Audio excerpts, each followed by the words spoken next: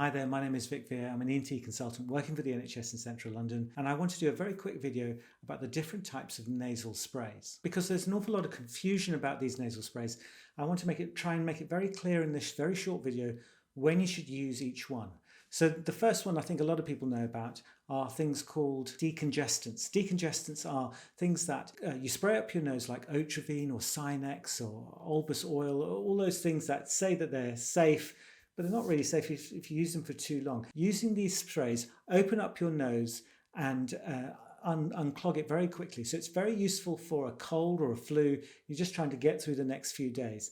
Now, it's not useful if you use it for too long, because what these nasal sprays do, these decongestants, what they do is that they stop the blood from flowing to your nose. And that's great because all the areas of your nose will shrink down because there's no more blood filling up those sort of sacs inside your nose. And so everything shrinks down. The lining of your nose shrinks down so you can breathe right behind it. It works, within 15 minutes. It's fantastic.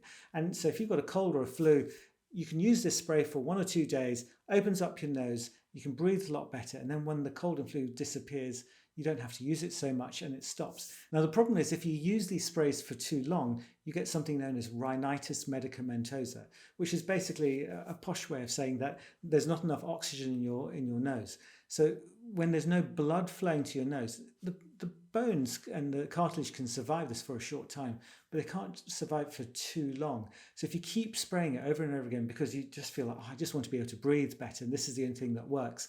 If you keep spraying this up your nose, no oxygen is getting to the structures of your nose, the cartilage or the bone and that area there.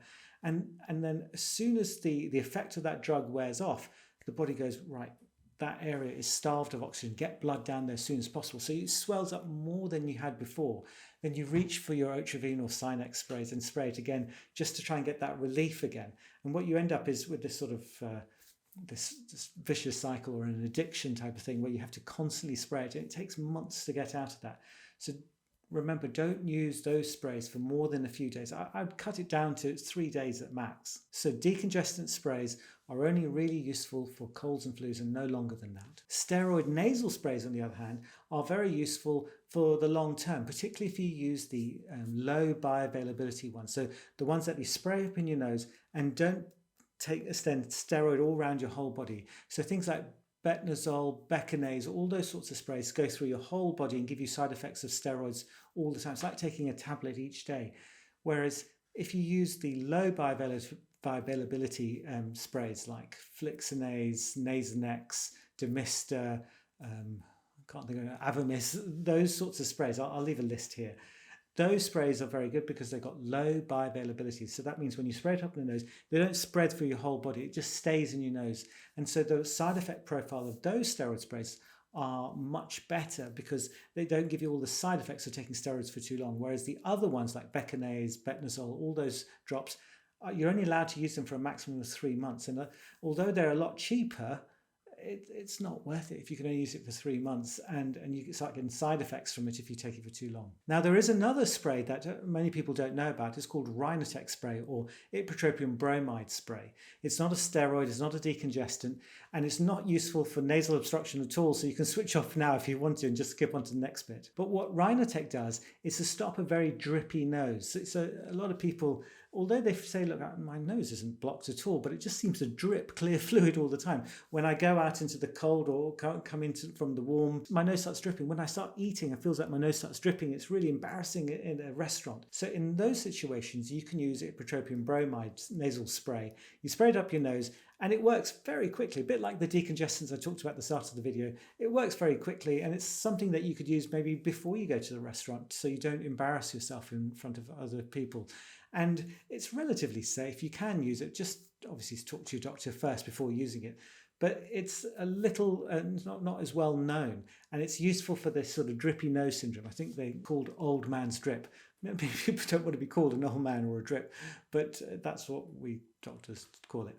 So please don't take offense. But if you do have this drippy problem and you don't have a blocked nose, then that spray is very useful. Now, strictly speaking, this next one isn't a spray, but I wanted to mention that things like antihistamines are not particularly useful for a blocked nose. They are really useful if you have a very sort of itchy nose and you're sort of constantly doing this, or you feel like, where you feel like you have to, with your tongue, rub the the roof of your mouth because it gets very itchy around there. Antihistamines are very useful for those. Antihistamines are also useful, these Claritin and all these other pills that you can take, useful for red eyes or itchy eyes or watery eyes or sometimes even watery nose. It helps those things, but it does not help nasal obstruction. So don't use them in the hope that it'll improve your nasal obstruction. It might help ever so slightly, but really if you've got a blocked nose, you need to take a nasal spray, and the tablets are for the itchy eyes and things like that. There's a little bit of crossover from both of them, but actually not very much. If you've got all of these symptoms, say with hay fever or something like that, then you end up having to take an antihistamine and a nasal spray to help your hay fever. Now, on saying all of those things, using the nasal sprays correctly is far more important than a lot of people give it credence for. So a lot of people sort of go spray, spray, and they think they've done it. Actually, that's probably the worst thing you can do. So if you are interested in how to use these nasal sprays properly, because if you use them properly, you reduce the side effects of the nasal sprays, and also you increase its effectiveness. So sometimes you use salt water beforehand to clean out all the mucus inside your nose. So when the spray goes up your nose, it touches the skin of your nose, not the mucus, which obviously is not going to do anything. You're not trying to treat the mucus. You're trying to treat the skin layer underneath. But there's lots of tips and explanations of how to use these nasal sprays correctly. And if you want to see that video, I'm going to leave that video up here, and hopefully you'll find that useful. Anyway, thank you very much for watching. Take care. Bye-bye.